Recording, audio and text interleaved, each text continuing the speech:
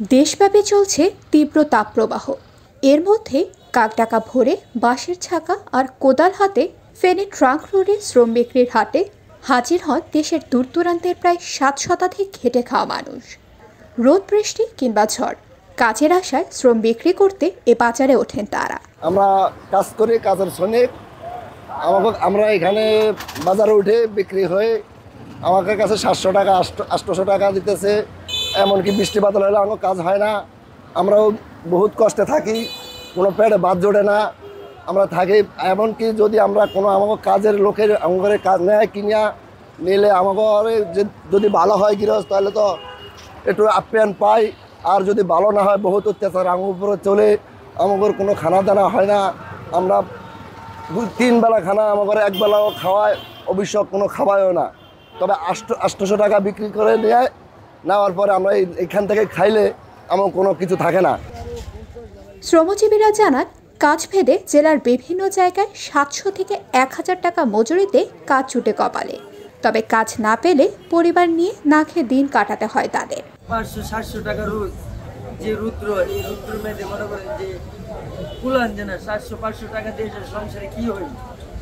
বর্তমানে 1000 টাকা রুজি করলেও মনে করেন যে সংসার চলার মতন লাইন নেই।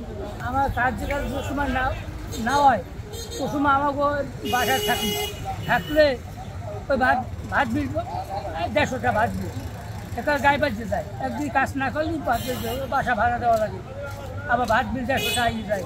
তাহলে আমাকে সমস্যা।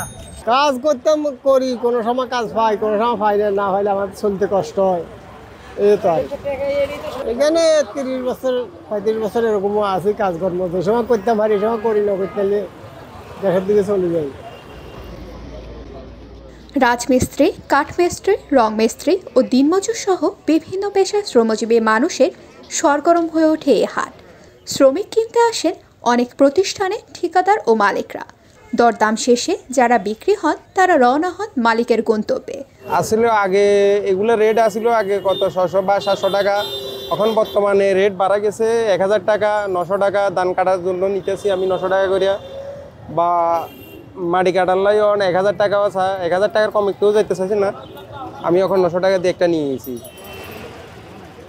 জানা যায়, প্রায় 3 যুগেরও বেশি সময় ধরে ফেনী শহরের 0 পয়েন্টে বরিশালে, রংপুর, কুড়িগ্রাম, রামগতি, লক্ষ্মীপুর, নেত্রকোনা, খুলনা, বাগেরহাট, সিলেট, ময়মনসিংহ সহ নানান জেলার শ্রমজীবী মানুষ আসেন এ শ্রম হাটে। নিয়মিত হাট বসলেও এ হাটে নেই কোনো খাজনা বা হাট কমিটির ঝামেলা। তবে কাজের নিশ্চয়তা ও জীবনের নিরাপত্তা একদম অনিশ্চিত।